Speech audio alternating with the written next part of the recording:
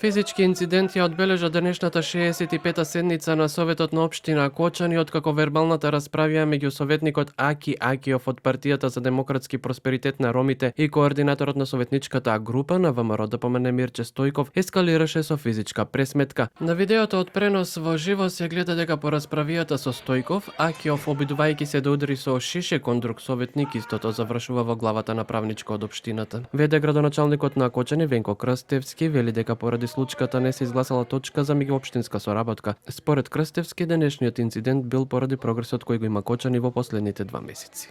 Гледам навреди, обиди за физички пресметки, нешто што е недозволиво. Јас како градоначалник тоа нема да го дозволам. Ќе работам посветено во интерес за народот.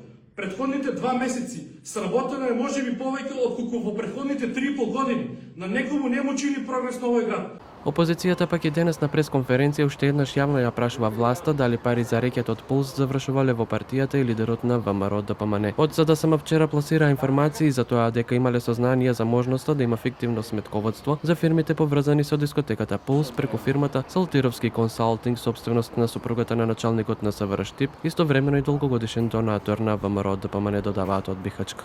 Истата таа фирма, според нашите сознанија, може би водела фиктивно сметководство за фирмите поврзани со дискотеката Пулс. Постои сериозен сомнеш дека покрај неа биле исплаќени паушали за полициска заштита на локалите кои биле оставени без контрола, меѓу кои Пулс, каде животот го загубија 62 деца.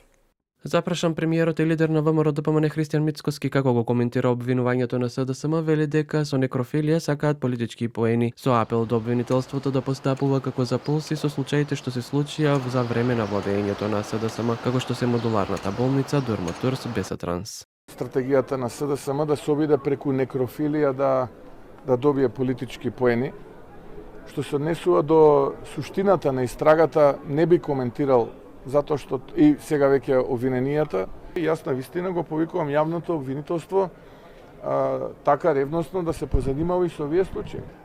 Вистинските сторители и сите оние виновници кои што допринеле да се случат модуларна болница која што е државен објект, пропусти во институциите, се случува Ласкарци, се случува Бесатранс.